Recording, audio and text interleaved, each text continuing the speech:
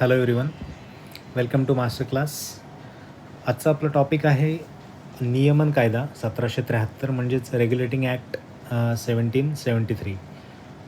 आपण आता सध्या जो पॉलिटीचा सिरीज सुरू करतो आहे त्याच्यामधला सगळ्यात महत्त्वाचा टॉपिक, कारण याच्यावर आपल्याला आपल्या संविधानाची जी ऐतिहासिक पार्श्वभूमी आहे त्याचा आपण एक एक करून अभ्यास करणार आहोत. सुरुवातीला जे काही ब्रिटिशकालीन कायदे आहेत आणि त्या कायद्यांचा कसा प्रभाव आपल्या संविधानावर एकूणच आपल्या भारतीय राजकीय परिस्थितीवर पडला याचा आपण टप्प्याटप्प्याने अभ्यास सुरू करणार आहोत. पण तत्पूर्वी आपल्याला सगळ्या गोष्टींना सुरू करण्याआधी आपल्याला नियमन कायदा म्हणजेच रेग्युलेटिंग ॲक्ट हा अभ्यासावा लागेल आणि त्याची थोडक्यात पार्श्वभूमी काय, त्यानंतर हा कायदा नक्की कसा करण्यात आला, याच्या शिफारसी काय आणि त्याच्यावर काही एक दोन महत्त्वाचे जे प्रश्न आहेत ते प्रश्न देखील आपण या लेक्चरमध्ये पाहणार आहोत. अगदी छोट्या पद्धतीचा हा लेक्चर असेल, जेणेकरून कमीत कमी वेळेमध्ये आपल्याला मॅक्सिमम माहिती जी आपल्याला परीक्षेच्या दृष्टीने महत्त्वाची असेल अशी आपल्यापर्यंत पोहोचवण्याचा हा एक प्रामाणिक प्रयत्न आपल्याला असणार आहे. ओके, सो आपण स्टार्ट करूया आजचं लेक्चर. नियमन कायदा किंवा रेग्युलेटिंग ॲक्ट 1773 हा समजून घेण्याआधी आपल्याला ऐतिहासिक पार्श्वभूमी काय होती, हा कायदा येण्यामागे ती आपल्याला आधी समजून घ्यावी लागेल. तर ऐतिहासिक पार्श्वभूमी याला 3-4 कारणं आपल्याला पाहायला मिळतात की का हा कायदा आला आणि तो कायदा येण्यामागची जी कारणं आहेत त्याचा आपण आता अभ्यास करतो आहे. तर सगळ्यात पहिलं आणि महत्त्वाचं कारण ते म्हणजे प्लासीची लढाई. कारण प्लासीची लढाई ज्यावेळेस झाली ती कोणाकोणामध्ये झाली आपल्याला इथे पाहायला मिळतं की ईस्ट इंडिया कंपनी आणि त्याच्यानंतर बंगालचा नवाब जो होता सिराजुद्दौला याच्यामध्ये ही लढाई झाली होती. आणि प्लासीच्या लढाईचा आपल्याला एक निर्णायक असा विजय कोणी मिळवला होता की ब्रिटिश ईस्ट इंडिया कंपनीने. आणि या ईस्ट इंडिया कंपनीने मिळवलेला हा जो विजय आहे तो विजय आपल्याला त्याचे परिणाम हे दूरगामी झालेले आपल्याला पाहायला मिळतात. ओके, सो ही प्लासीची लढाई आपल्याला कधी झालेली पाहायला मिळते तर 1757मध्ये आपल्याला ही लढाई झालेली पाहायला मिळते. तर ही इम्पॉर्टंट लढाई आहे आणि त्याचा आपल्याला अभ्यास देखील इतिहासाच्या दृष्टीने करायचा आहे, जेणेकरून त्याच्यावर प्रश्न विचारला तर आपल्याला त्याचं उत्तर आपल्याला देता आलं पाहिजे. ओके, त्याच्यानंतर एक महत्त्वाचं युद्ध झालं होतं ते म्हणजे बक्सारचं युद्ध, ज्याला आपण म्हणतो. बक्सारचं युद्ध कधी झालं होतं तर 1764मध्ये बक्सारचं युद्ध झालं होतं. आणि त्याच्यानंतर बक्सारचं युद्ध जे आहे त्याच्यानंतर जी एक महत्त्वाची गोष्ट घडली ती म्हणजे अलाहाबादचा तह जो झाला होता 1765मध्ये अलाहाबादचा तह झाला होता. आणि या तहामुळं आपल्याला पाहायला मिळतं की प्लासीची लढाई जी ब्रिटिश ईस्ट इंडिया कंपनीने जिंकली आणि त्याच्यानंतर काही त्यांना अधिकार मिळाले. त्या बंगालच्या रिजनमध्ये त्यांना दिवाणी स्वरूपाचे अधिकार मिळायला सुरुवात झाली आणि ते अधिकार त्यांचं तीव्रता जर आपण पाहिली तर अलाहाबादचा तह म्हणजे बक्सारच्या युद्धानंतर अधिकच तीव्र झालेली आपल्याला पाहायला मिळते 1765मध्ये. तर या अलाहाबादच्या तहामध्ये एक सगळ्यात महत्त्वाची गोष्ट आपल्याला दिसून आली ती म्हणजे कोणती तर दुहेरी शासन. दुहेरी शासन हे कसं वर्क करत होतं त्या काळामध्ये, म्हणजे रॉबर्ट क्लाईव्ह हा त्या ठिकाणचा गव्हर्नर होता आणि रॉबर्ट क्लाईव्ह याने ही ड्युअल गव्हर्नमेंट सिस्टीम, ज्याला आपण दुहेरी शासन व्यवस्था असं म्हणतो, तर ही दुहेरी शासन व्यवस्था त्या ठिकाणी राबवली आणि त्याचा परिणाम कसा झाला ते देखील आपण पाहायचं आहे. तर बक्सारच्या युद्धानंतर आपल्याला माहिती आहे की अलाहाबादचा तह आणि अलाहाबादच्या तहानंतर हे दुहेरी शासन इथे लागू झालं, ज्याच्यामध्ये दिवाणी अधिकार म्हणजे काय, रेव्हेन्यू कलेक्ट करण्यासंदर्भात म्हणजे महसूल संकलन करण्यासंदर्भातले जे अधिकार आहेत ते कोणाला मिळाले तर कंपनीला मिळाले. ते अधिकार कंपनीला मिळाले. जे रेव्हेन्यू संदर्भातले दिवाणी अधिकार हे कंपनीला मिळाले. आणि त्याचबरोबर आपण इथे पाहू शकता की निजामत राईट म्हणजे निजामत अधिकार म्हणजे काय, पोलिसिंग असेल किंवा ज्युडिशियल न्याय व्यवस्थेच्या संदर्भात हे सगळे फंक्शन कोणाला करायचे होते तर त्या काळच्या बंगालच्या नवाबाला. म्हणजे तुमच्याकडे रेव्हेन्यू कलेक्ट करण्याचे अधिकार आहेत का तर नाही, ते कोणाचे आहेत तर कंपनीचे.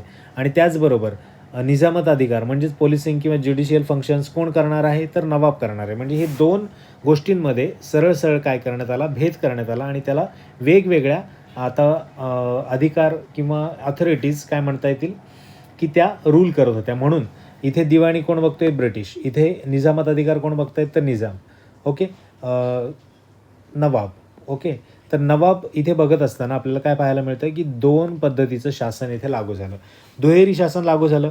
आता रेव्हेन्यू अधिकार ज्यावेळेस इंग्रजांकडे गेले, ब्रिटिशांकडे गेले, त्यावेळेस ईस्ट इंडिया कंपनीकडे गेले, त्यावेळेस त्यांनी अमाप मोठ्या प्रमाणामध्ये इथे रेव्हेन्यू कलेक्शन सुरू केलं. कोणत्याही साम, दाम, दंड, भेद कोणत्याही तत्वावर त्यांना रेव्हेन्यू गोळा करायचा होता. त्याच्यामुळे काय झालं, सामान्य शेतकऱ्यांचे हाल होऊ लागले आणि रेव्हेन्यू कलेक्शनच्या त्यांच्या पद्धती ह्या वेगवेगळ्या होत्या आणि रेव्हेन्यू कलेक्शन हे मोठ्या प्रमाणावर व्हावं म्हणून शेतकऱ्यांचा तिथे छळ देखील केला जात होता. या गोष्टीमुळे काय झालं की खूप जास्त मोठ्या प्रमाणामध्ये कंपनीला रेव्हेन्यू मिळू लागला, परंतु नागरिक त्या ठिकाणचे काय होते, त्रस्त होते. तर ही दुहेरी शासन व्यवस्थेचा काय होईल, दुष्परिणाम आपल्याला सांगता येईल. ओके, तर याच्यामुळे तुम्हाला सांगता येईल की जी ब्रिटिश पार्लमेंट आहे, ब्रिटिश पार्लमेंट काय करत होतं त्यावेळेस, या ईस्ट इंडिया कंपनीच्या या पूर्ण व्यवहारांवर लक्ष ठेवून होतं, जेणेकरून त्यांना कोणत्याही प्रकारची अशी एखादी गोष्ट घडू द्यायची नव्हती की जी ब्रिटिश पार्लमेंटवर येईल, परंतु त्यांना काही गोष्टी रेग्युलेट देखील करायच्या होत्या. ज्या काही इथे कंपनी करत होती, म्हणजे ईस्ट इंडिया कंपनी करत होती, त्या गोष्टी त्यांना लक्ष ठेवून त्याच्यावर काही ना काहीतरी उपाययोजना देखील करायच्या होत्या. इथे मोठ्या प्रमाणामध्ये जो काही रेव्हेन्यू कलेक्ट होत होता, तो रेव्हेन्यू कलेक्शन होऊन इथले जे कंपनीचे जे अधिकारी होते ईस्ट इंडिया कंपनीचे, ते इंग्लंडमध्ये जाऊन मोठ्या ऐशोआरामामध्ये जीवन जगत होते आणि त्याच्यामुळे ते त्यांच्या निदर्शनात आलं की मोठ्या प्रमाणात हे पैसा, म्हणजे ईस्ट इंडिया कंपनीचे जे अधिकारी आहेत ते त्यांचा पदाचा गैरवापर करून पैसा गोळा करत आहेत आणि त्याच्यामुळे ते एक बाब ब्रिटिश पार्लमेंटच्या लक्षात देखील आलेली होती. सो दुहेरी शासन व्यवस्थेचे आपण इथे दुष्परिणाम देखील पाहिले. ओके, तर हे एकूणच ऐतिहासिक पार्श्वभूमी आपल्याला पाहता येईल. दुसरी गोष्ट म्हणजे की 1769मध्ये जर आपण पाहिलं, 1769 ते 1770 किंवा काही पुस्तकांमध्ये 1773 देखील दिले, तर इथपर्यंत म्हणजे 2 ते 3 वर्षांचा कालखंड होता आणि त्याच्यामध्ये मोठ्या प्रमाणामध्ये की भीषण दुष्काळ आला, बंगाल प्रांताला सामोरं जावं लागलं आणि या सगळ्या दुष्काळामध्ये वन थर्ड एवढी मोठी पॉप्युलेशन, म्हणजे एवढी मोठी लोकसंख्या काय गेली, बळी पडली होती, एकदम नाहीशी झाली होती. म्हणजे एवढ्या मोठ्या प्रमाणामध्ये लोक मृत्युमुखी पडलेले होते. सो आपल्याला या दुष्काळाचा दुष्परिणाम पाहायला मिळाला. शेती नाही आहे, लोक दुष्काळामुळे मरत आहेत. त्याचबरोबर इथे जे काही जिथे शेती होत होती त्या ठिकाणचं रेव्हेन्यू कलेक्शन खूप मोठ्या प्रमाणामध्ये होत होतं आणि या सगळ्याच गोष्टींमध्ये कंपनीचे जे अधिकारी होते ते भ्रष्टाचार देखील करत होते. म्हणजे पर्सनल ट्रेड असेल, कंपनीचा ट्रेड करतच होते, त्याचबरोबर स्वतःचा वैयक्तिक व्यापार देखील त्यांचा चालू होता. तर अशा पद्धतीचा व्यापार देखील इथे करत असताना मोठ्या प्रमाणात भ्रष्टाचार केला, पैसा कमवला आणि जसं की आपण पाहू शकतो की रॉबर्ट क्लाईव्ह हा ज्यावेळेस इंग्लंडमध्ये गेला तेव्हा खूप मोठ्या प्रमाणामध्ये आपल्याबरोबर संपत्ती घेऊन गेला होता आणि तिकडे तो ऐशोआरामाची जीवन जगत होता आणि त्याच्यावर त्या पैशाच्या आधारावर त्यांनी ब्रिटिश पार्लमेंटमध्ये एक स्वतःचा सीट देखील विकत घेतली होती, असं एक म्हटलं जातं. काही पुस्तकांमध्ये असं म्हटलेलं आहे की त्यांनी विकत घेतली होती. एवढा मोठा पैसा त्यांनी इथे कमवून गेलेला होता. तर जर एकूणच आपण ऐतिहासिक पार्श्वभूमीवर लक्ष टाकलं तर आपल्याला लक्षात येईल की किती मोठ्या प्रमाणात भ्रष्टाचार माजलेला होता आणि या भ्रष्टाचाराबरोबर दुष्काळ आणि त्याच्यामध्ये जी काही जनतेची वाताहत झाली त्याचा गैरफायदा कंपनी सरकारने घेतला. कशा माध्यमातून? दिवाणी राईट्समधून. ओके, सो प्लासीची लढाई 1757 आपल्याला डायरेक्ट प्रश्न इतिहासाच्या दृष्टीने देखील इम्पॉर्टंट आहे, राज्यसेवेला तुम्हाला विचारलं जाईल. त्याचनंतर बक्सारचं युद्ध झालं होतं.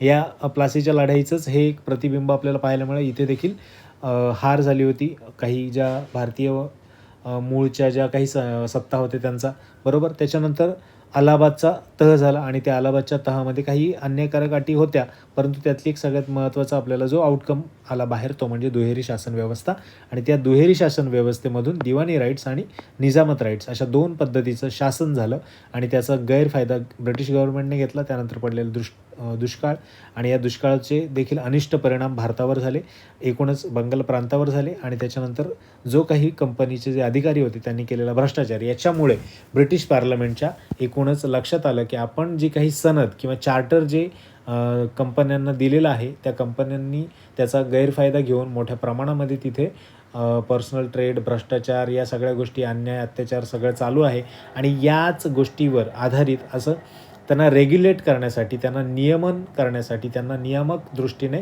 त्यांना व्यवस्थितपणे सरळ करण्यासाठी ब्रिटिश पार्लमेंटने काय केलं तर आपला जो नियमन कायदा किंवा नियामक कायदा आपण ज्याला म्हणू तो कायदा इथे तयार करण्यासंदर्भात पावलं उचलली. सो ही सगळी पार्श्वभूमी होती एकूणच नियामक कायदा किंवा नियमन कायद्याच्या संदर्भामध्ये. आपल्याला इथे पाहता येईल की नियामक कायदा हा का करण्यात आला, तर ही त्याची पार्श्वभूमी आपण इथे व्यवस्थितपणे पाहिलेली. या सगळ्या गोष्टींमुळे नियामक कायदा करण्यात आलेला होता. त्याच्यानंतर ह्या नियामक कायद्याचे प्रोव्हिजन्स काय होते, शिफारशी काय होत्या आणि त्या कशा कशा अंमलात आल्या आणि त्याचा एकूणच भारतीय राज्यघटनेवर कसा परिणाम झाला हे आपण आता थोडक्यात पाहून घेणार आहोत. तर हा जो नियामक कायदा किंवा नियमन कायदा किंवा रेग्युलेटिंग ॲक्ट जो आहे 1773, याच्यामध्ये सगळ्यात महत्त्वाचं काय आहे, तर ते नियंत्रण आणि नियमन करण्याच्या दृष्टीने म्हणजे कंट्रोल आणि रेग्युलेट करण्याच्या दृष्टीने काय केलं, ब्रिटिश संसदेने, ब्रिटिश पार्लमेंटने हा कायदा आणलेला होता. ओके, यातली सगळ्यात महत्त्वाची त्यांनी जो बदल केला तो बदल कोणता, की जो बंगाल प्रांताचा जो गव्हर्नर आहे, म्हणजे बंगाल प्रांताचं म्हणजेच फोर्ट विल्यम एक ठिकाण आहे आणि फोर्ट विल्यममध्ये तो गव्हर्नर असायचा आणि त्या फोर्ट विल्यमचाच म्हणजेच बंगालचा तो गव्हर्नर होता आणि त्याला काय केलं, गव्हर्नर जनरल म्हणजे गव्हर्नरला काय पद दिलं त्यांनी, गव्हर्नर जनरल अशा पद्धतीचं इथं आपल्याला पद दिलेलं पाहायला मिळतं. जर तुम्हाला असा प्रश्न विचारला की बंगालचा गव्हर्नर हा गव्हर्नर जनरल कोणत्या कायद्यानुसार झाला, तर तुमचं उत्तर काय असलं पाहिजे, तर नियमन कायदा 1773 हे उत्तर असलं पाहिजे. म्हणजेच तुम्हाला लक्षात आलं की फोर्ट विल्यमचा जो गव्हर्नर होता त्या काळचा कोण होता, तो वॉरन हेस्टिंग्ज हा होता. रॉबर्ट क्लाईव्ह नंतर वॉरन हेस्टिंग हा बंगालचा गव्हर्नर झालेला होता आणि बंगालच्या म्हणजे तो अगदी 20 वर्षाचा असल्यापासून भारतामध्ये होता. त्यानंतर साधा कंपनीचा एखादा कर्मचारी तिथपासून गव्हर्नर जनरलपर्यंतचा प्रवास हा वॉरन हेस्टिंगनी केलेला होता आणि तोच गव्हर्नर जनरल म्हणून बंगालचा पहिल्यांदा नियुक्त झालेला आपल्याला पाहायला मिळतो.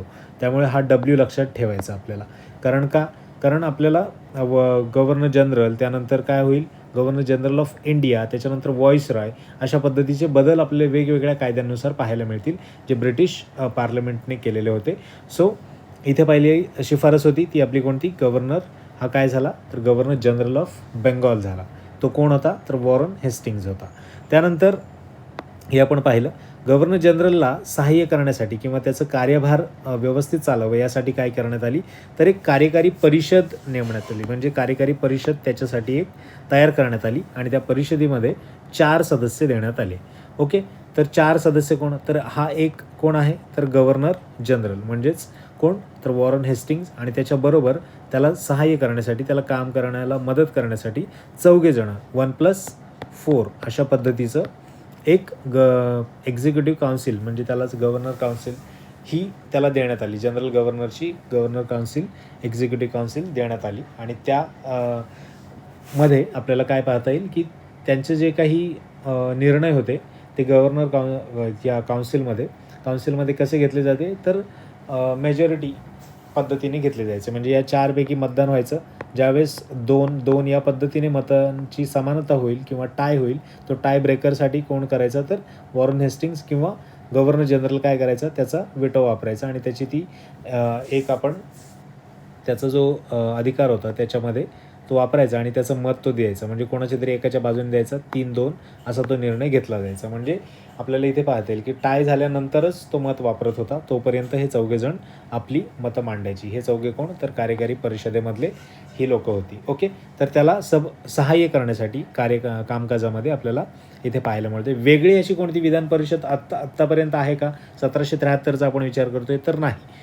तोपर्यंत कोणतीही विधान परिषद वगैरे वेगळी नव्हती, हे लक्षात ठेवायचं. कारण याच्यावर आपल्याला आयोग फसवू शकतं. हे वेगळी विधान परिषद नव्हती, तर ही जी कार्यकारी परिषद होती गव्हर्नर जनरलची तीच सगळी लॉ मेकिंग वगैरेपर्यंत कामं करत होती. ओके, सो इथपर्यंत आपण पाहिलं गव्हर्नर जनरल बनला. त्याच्यानंतर काय झालं, तर वॉरन हेस्टिंग्ज झाला आणि कार्यकारी परिषद त्याला 1+4 आणि त्यांची कशाप्रकारे, तर मताधिक्यांनी निर्णय घेतले जायचे. नेक्स्ट आपण पाहूया, तर बॉम्बे आणि मद्रास यामधले जे गव्हर्नर होते त्यांच्यापेक्षा बंगालच्या गव्हर्नरला जास्त पॉवर देण्यात आले. म्हणजेच काय, तर बंगालच्या गव्हर्नरच्या अधीन त्यांनी काय केलं, तर बॉम्बे आणि मद्रास यांचे काय केले, गव्हर्नर देण्यात आले. म्हणजे बेंगॉलपेक्षा म्हणजे गव्हर्नर जनरल, त्यानंतर गव्हर्नर आणि इथे पण गव्हर्नर आपल्याला पाहायला मिळतात. गव्हर्नर जनरल हे गव्हर्नर जे आहेत बॉम्बेचे आणि मद्रासचे याच्यापेक्षाही जास्त अधिकार कोणाला होते, तर गव्हर्नर जनरल ऑफ बेंगॉल त्यांच्या अधीन देण्यात आले. ओके, म्हणून तुम्ही समजू शकता. म्हणजे हे दोघे देखील गव्हर्नर होते, परंतु याच्यापेक्षा मोठं पोस्ट द्यायची म्हणून त्याला गव्हर्नर जनरल असं संबोधण्यात आलेलं होतं. आत्तापर्यंत आपण बघतो की गव्हर्नर जनरल ऑफ इंडिया हे पद अजून आलेलं नाही. त्यानंतर पुढे सुप्रीम कोर्ट देखील स्थापन करण्यात आले. कुठे? तर फोर्ट विल्यम कलकत्ता येथे सुप्रीम कोर्ट स्थापन करण्यात आलं. कधी? 1774 सर्वोच्च न्यायालय स्थापन करण्यात आलं. ओके, तर हे देखील आपल्याला प्रश्न वारंवार विचारला गेला आहे, आपल्याला लक्षात ठेवायचं. 1774 फोर्ट विल्यम कलकत्ता येथे काय करण्यात आलं? सर्वोच्च न्यायालय स्थापन करण्यात आलेलं होतं. आणि त्याचे पहिले सरन्यायाधीश कोण होते? तर एलिजा इम्पे हे सरन्यायाधीश होते. आणि त्यांना मदत करण्यासाठी आणखी 3 जज होते. आणि ते 3 जज कोण हे तुम्ही कमेंट बॉक्समध्ये मला सांगायचं आहे. ओके, चेंबर्स असतील, बरोबर. त्यानंतर हाईड असतील. ओके, त्यानंतर लेमेत्रे म्हणून एक होते. हे 3 ते जज होते एलिजा इम्पे यांच्या बरोबर. आणि पहिले जे चीफ जस्टिस ऑफ आपण असं म्हणू शकतो बेंगॉल किंवा इंडिया जे कोण असतील, तर 1773च्या नुसार कायद्यानुसार 1774 जो काही सर्वोच्च न्यायालय स्थापन झालं होतं त्याचे सरन्यायाधीश हे एलिजा इम्पे होते आणि 3 इतर जज त्यांना मदतीसाठी होते. त्यामुळे ही एक शिफारस याच्यामध्ये होती. त्याच्यानंतर आपण पाहिलं की कंपनीच्या नोकरांनी किंवा अधिकाऱ्यांनी कशा पद्धतीने स्वतःच खाजगी व्यापार सुरू केलेला होता आणि त्यातून अमाप पैसा मिळवला होता. त्यामुळे त्यांना खाजगी व्यापारास काय करण्यात आला? प्रतिबंध करण्यात आला. त्याचबरोबर काही गिफ्ट्स की लोकांकडून लाच वगैरे घेण्यासाठी देखील प्रतिबंधित करण्यात आलेलं होतं. म्हणजे करप्शन आणि पर्सनल ट्रेड, त्याचबरोबर काही पर्सनल गिफ्ट्स वगैरे घेण्यापासून त्यांना काय करण्यात आला? मज्जाव करण्यात आलेला आपल्याला पाहायला मिळतो. सो प्रतिबंध इथे करण्यात आलेलं आहे. त्यानंतर कोर्ट ऑफ डायरेक्टर्स, कंपनीची जी प्रशासकीय संस्था आहे, त्यांनी महसुलाचा अहवाल कोणाला द्यायचा आहे? तर ब्रिटिश पार्लमेंटला.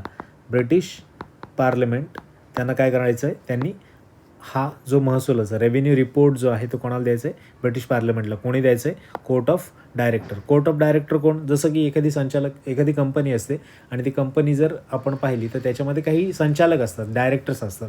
त्याच पद्धतीचं बोर्ड ऑफ डायरेक्टर्स आपण म्हणतो, त्याच पद्धतीचं कोर्ट ऑफ डायरेक्टर्स हे कसं होते? ईस्ट इंडिया कंपनीमध्ये कोर्ट ऑफ डायरेक्टर्स होते आणि त्यांनी ही जी प्रशासकीय विंग म्हणून काम करायची, त्यांनी महसुलाचा जो रिपोर्ट आहे तो कोणाला द्यायचा? ब्रिटिश पार्लमेंटला, असं देखील याच्यामध्ये सांगण्यात आलेलं होतं. सो रेग्युलेटिंग ॲक्ट याच्याबद्दलच्या ह्या महत्त्वाच्या शिफारशी आपल्याला पाहायला मिळतात. ओके, सो या जे शिफारशी आहेत त्या शिफारशीमध्ये 1781 आपल्याला काही सुधारणा करण्यात आलेली होती. सुधारणा करण्यात आली आणि त्या सुधारणा कायदा म्हणजे अमेंडमेंट ॲक्ट असं देखील याला म्हटलं जातं. अमेंडमेंट ॲक्ट 1781 असं म्हटलं जातं. हा अमेंडमेंट ॲक्ट देखील महत्त्वाचा. याच्यामध्ये काय करण्यात आलं की सर्वोच्च न्यायालयाच्या बाबतीमध्ये ज्यावेळेस एलिजा इम्पे हे चीफ जस्टिस बनले त्यावेळेस त्यांनी काय केलं की सरसकट सगळ्यांनाच सरळ करायचं या पद्धतीचं त्यांनी धोरण अवलंबलं.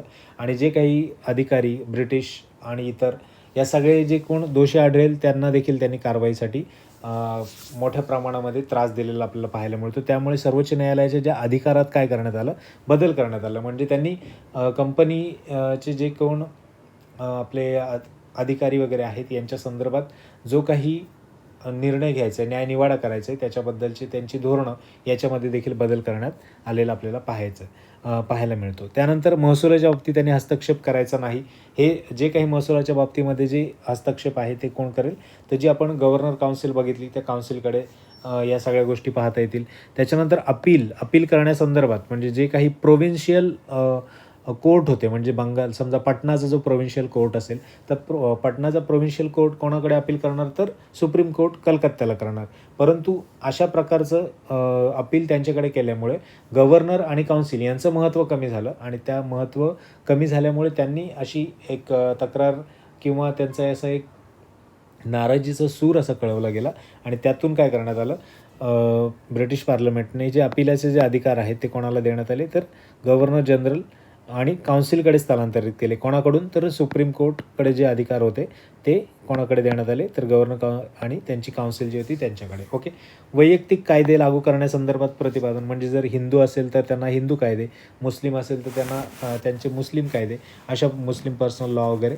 तर अशा पद्धतीचे जे काही कायदे असतील ते त्या नागरिकांच्या धर्मानुसार आणि त्याच्यानुसार करण्यासंदर्भात देखील तरतुदी आपल्याला पाहायला मिळतात. सो सुधारणा कायदा 1781 हा महत्त्वाचा आणि त्याच्यामधले शिफारशी या देखील महत्त्वाच्या आपल्याला ठरतात. परीक्षेमध्ये 1773चा जो कायदा आहे, नियामक कायद्यावर खूप वेळा प्रश्न विचारले गेलेत, परंतु आपल्याला सुधारणा कायदा 1781वर अमेंडमेंट ॲक्ट 1781वर देखील प्रश्न विचारला जाऊ शकतो. त्यामुळे आपल्याला हे किमान 4 आपल्याला काय करायचे आहेत, ह्या 4 शिफारशी लक्षात ठेवायच्या आहेत. जर राज्यसेवा 2025चा तुम्ही विचार करत असाल तर तुम्हाला लिहायचं आहे आणि डिस्क्रिप्टिव्हसाठी आपल्याला देखील या सगळ्या गोष्टी महत्त्वाच्या ठरतील. ओके. नेक्स्ट या गोष्टींमध्ये आपल्याला 1784मध्ये जो पिट्स इंडिया ॲक्ट आला होता तो देखील इथे महत्त्वाचा ठरतो. का? कारण हा देखील कायदा रेग्युलेटिंग ॲक्टचे जे काही इम्पॅक्ट होते आणि त्याचे जे काही परिणाम होते त्याला धरूनच करण्यात आला होता. म्हणजेच थॉमस पिट हे आपल्याला ज्यावेळेस सत्तेवर आले त्यावेळेस त्यांनी काही याच्यामध्ये बदल करण्यात आले आणि पिट्स इंडिया ॲक्ट 1784 आणला आणि त्याच्यानुसार आपल्याला जे काही रेग्युलेटिंग ॲक्टमध्ये काही प्रोव्हिजन्स होते त्याच्यामध्ये थोड्याफार प्रमाणामध्ये बदल केलेले पाहायला मिळतात.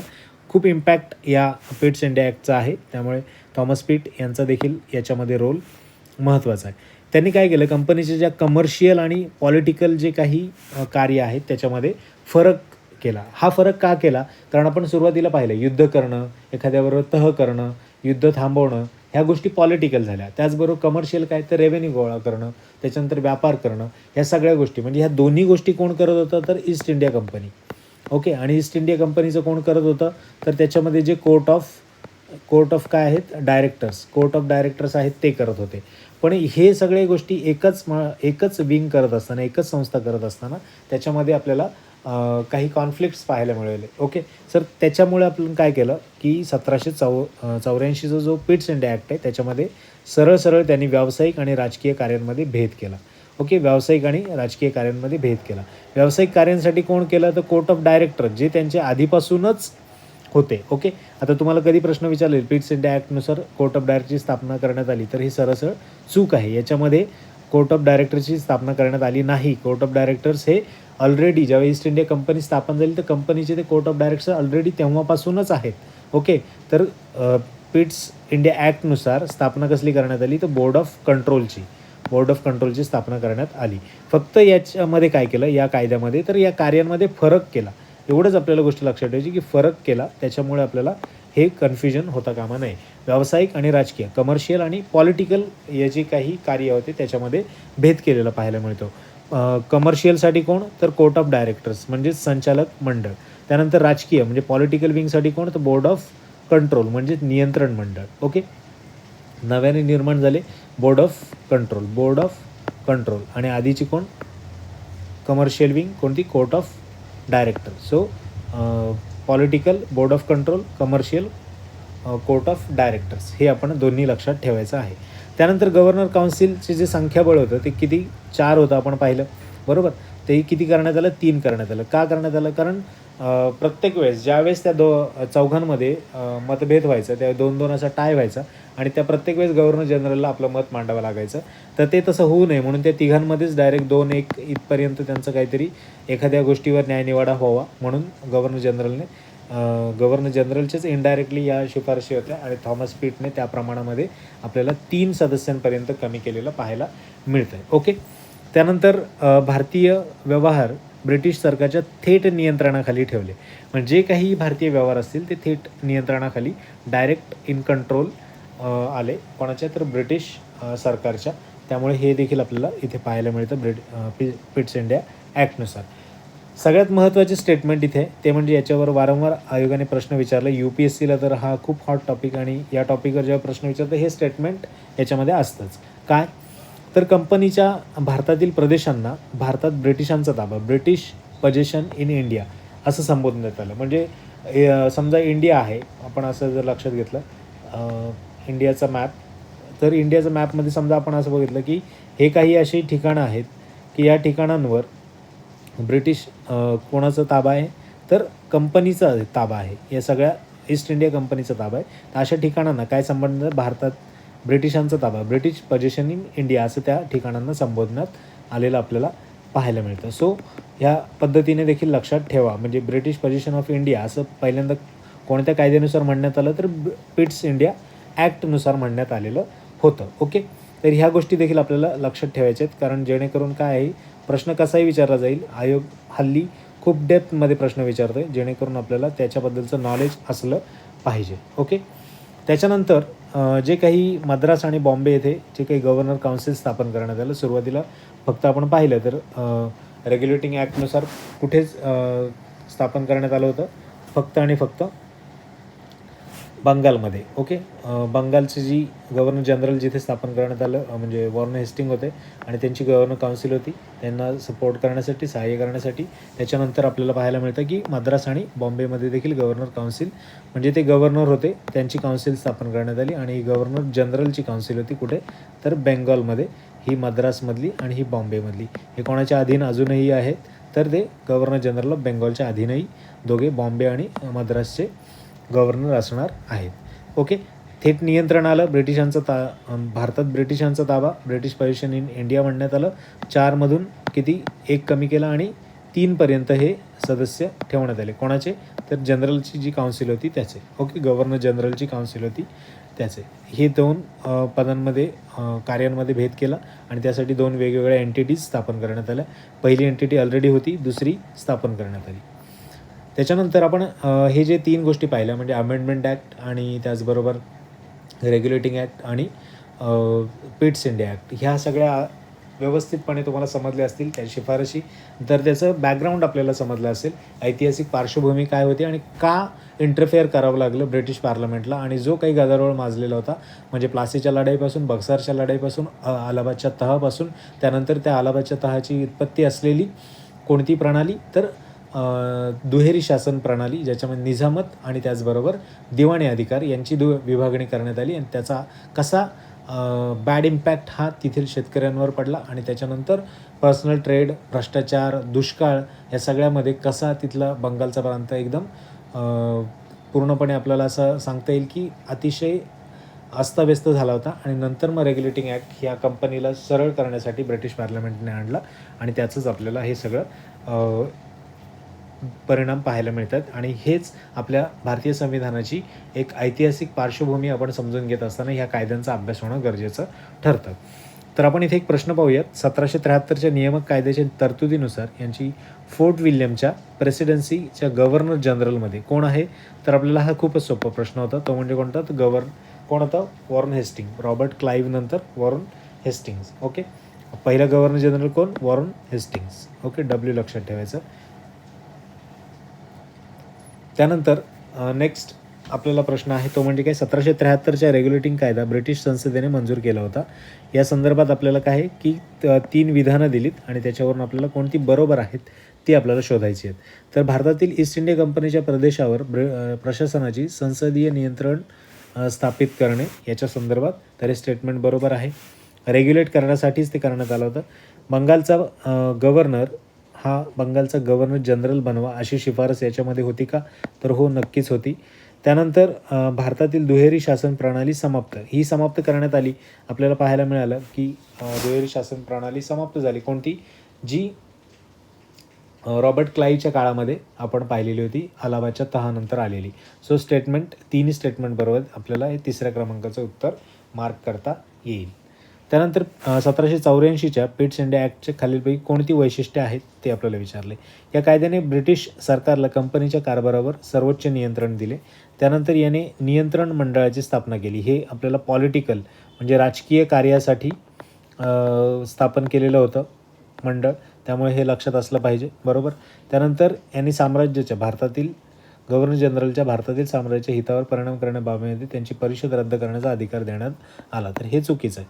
बरोबर. पहिलं आणि दुसरं स्टेटमेंट बरोबर आहे, म्हणजे फक्त आणि 1 आणि 2 हे आपल्याला इथे मार्क करता येईल. ओके. तर अशा पद्धतीचे प्रश्न आपल्याला विचारले जाऊ शकतील, आणि त्या पद्धती कसं आपण टॅकल करायचं, कसा अभ्यास करायचा. एकूणच राज्यसेवा 2025चा अभ्यास करत असेल तर तुम्हाला कारणं, परिणाम, त्याची पार्श्वभूमी काय, ते कशामुळं घडलं, या सगळ्या गोष्टी तुम्हाला माहीत असल्या पाहिजे. उपाययोजना काय, ते एखादी गोष्ट जर घडत असेल तर त्याला 4-5 पद्धतीने प्रश्न विचारा, वेगवेगळ्या डायमेन्शन्सने, का, कसे, कुठे, कधी. तर तुम्हाला त्याची उत्तरं मिळाली की ते तुमचा डाटा तयार होईल, आणि तो तुम्ही उत्तरामध्ये मांडू शकता, आणि तुम्ही उत्तर लिहू शकता. ऑब्जेक्टिव्हच्या बाबतीमध्ये जर 2024चा अटेम्प्टचा तुम्ही विचार करत असाल तर त्या पद्धतीने तुम्हाला ऑब्जेक्टिव्हला देखील हे प्रश्न महत्त्वाचे ठरतील. प्रिलिम अजूनही राज्यसेवेची बाकी आहे 24ची, तर तुम्हाला प्रिलिमला देखील या पद्धतीचे प्रश्न विचारले जाण्याची शक्यता आहे. सो या सगळ्या आधारावर ऑब्जेक्टिव्हचे 3-4 प्रश्न, त्याचबरोबर जे काही आपण 3 कायद्यांचा अभ्यास केला तो एकूणच एक शास्त्रशुद्ध पद्धतीने करण्याचा प्रयत्न केलेला आहे. सो तुम्हाला लेक्चर कसं वाटलं, कसं आपलं या सगळ्यामध्ये आपण पुढे एक लेक्चर घेणार आहोत. ही रणनीती कशी असली पाहिजे याच्याबद्दल काही सजेशन असतील तर नक्की कमेंट करा, माझ्यापर्यंत कळवा.